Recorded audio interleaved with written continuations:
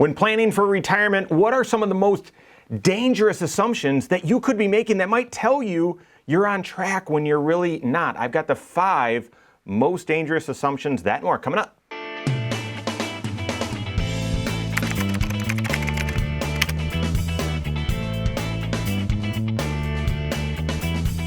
My name's Mike Bernard. I'm the host of the Wise Money Show. I'm also one of the certified financial planners right here at Korhorn Financial Group. Make sure you hit that subscribe button, turn on notifications, and smash that thumbs up button. The future is uncertain. End of video, right? It always is. So how can you have financial confidence today in the face of an ever-changing and uncertain future? Well, the answer is comprehensive financial planning. And that is that the planning process, looking at all 6 areas of your financial life and how those 6 areas interplay together, how they work together, how they can work in a synergistic relationship, so that of the range of choices, financial decisions, when to retire, how much house to buy, how to save up for kids' college, other financial goals, of the range of choices, you're picking the best or the couple great options among a range of good options. That's financial planning. Gives you that confidence, because in that you're stress testing, well, what if and are doing this will have you prepared just in case this happens. That's that process. Financial planning is not just a static map, like Google Maps or Apple Maps, whatever, where things don't change. No, life changes all the time. So financial planning is really a lens or a view or a formality, a process of looking at the 6 areas of your financial life, charting a path towards certain goals, but then adapting those as life changes. Speaking of, with retirement, when you're planning for retirement and the biggest financial decision that you'll make in your life, when you're planning ahead, you have to make assumptions about the future. Well, what's going on with Social Security? How much will it be? How much will I spend? And so on. And you don't make those assumptions by, here's my guess. My guess is this is going to happen. No, you make some informed decisions or assumptions, judgment, and then you stress test those to see, well, here's what I'm expecting, but what if this happens or what if that happens? So you're prepared. That's why for all of the financial plans and retirement plans that we build for our clients, we go through those 5 factors, okay, that are all choices. These are assumptions that you're going to make, but they're all connected to each other. They're interrelated. And then we apply those assumptions. We apply a stress test, 1,000 different economic environments, and we could stress test inflation and stress test a down market and stress test different things to see, well, gosh, are you on track? Do we feel confident in this, even though we don't know the future exactly? As we work with people, lots of times people come in with their own assumptions about retirement. And what are some of the most dangerous assumptions that maybe someone says, oh, well, I believe this is what will happen in retirement, and therefore this is how I'm planning for that. That could be the most dangerous. That could lead you to, I think I'm on track, when in fact you're really not. Well, the first one is the foundational one. And it's the one I already talked about, and that is sometimes people make the assumption that, oh, well, stock market returns or bond returns or my investment returns are going to be robust. They're going to be fantastic. And yes, when you're invested in prudent strategies, there should be long-term historical performance, evidence-based, and so you should have some confidence about, hey, this is what I think these investments should do for me.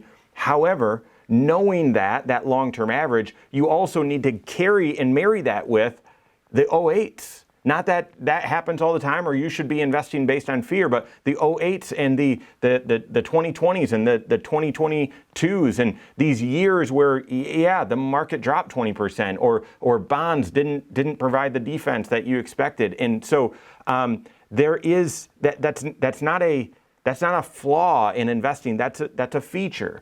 And so therefore, if you plan on retiring based on, well, my investments are going to do 10% a year because that's what the stock market's done, or my investments are, this is a good one, my investments are going to do 7% a year because I'm all in bonds and the long-term performance historically on bonds has been 7%. Well, that hasn't worked the past couple of years. And there's this, I'm not going to get into it right now, but there's something called sequence of return risk. That yes, a long-term return of 10%, that average could be, well, really good years and really bad years. Well, if your retirement starts with really good years, the odds that you finish without, you get to your life expectancy without running out of money are pretty good.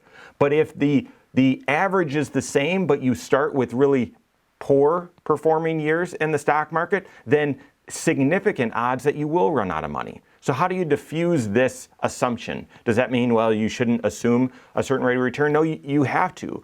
But practically, putting in place what we call a personal pension plan, a way to still have your long-term dollars invested for the long term that go up and down, but your short-term dollars, the dollars you need in the first couple of years of retirement, are safe, and they're not going to have those, they're not going to be subject to those significant declines. And then the dollars you're going to need in years 3 through 7 or 3 through 10, those are lower risk as well, providing income and are right there to replenish that bucket that you draw from. It's not inherently bad to think, well, no, my investments might have some volatility to them over the long term or during retirement, but you need to have a plan in place that what if that happens so that it doesn't derail your entire retirement. The second dangerous assumption that we see all the time, especially in this high inflationary environment, is we see lots of people that come in saying, well, right now I'm spending this, but in retirement I'm only going to spend this.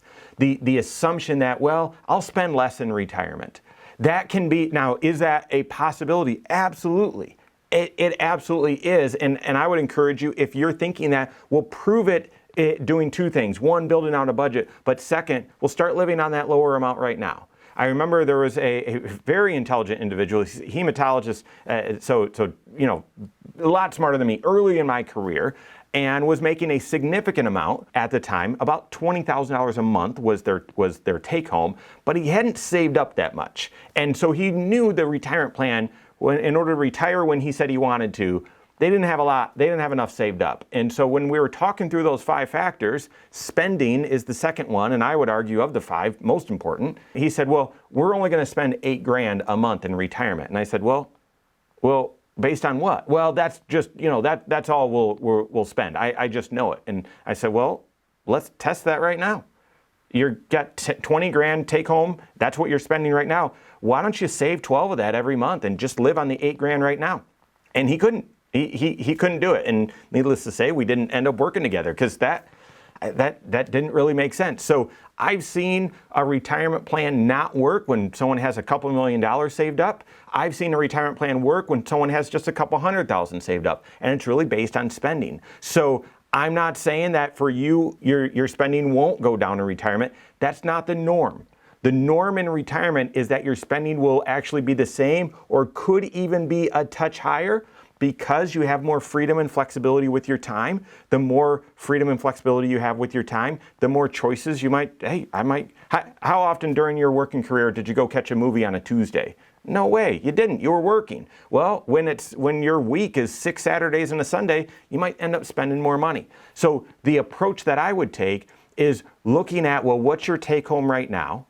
And then from your take home, what things will be added to that in retirement?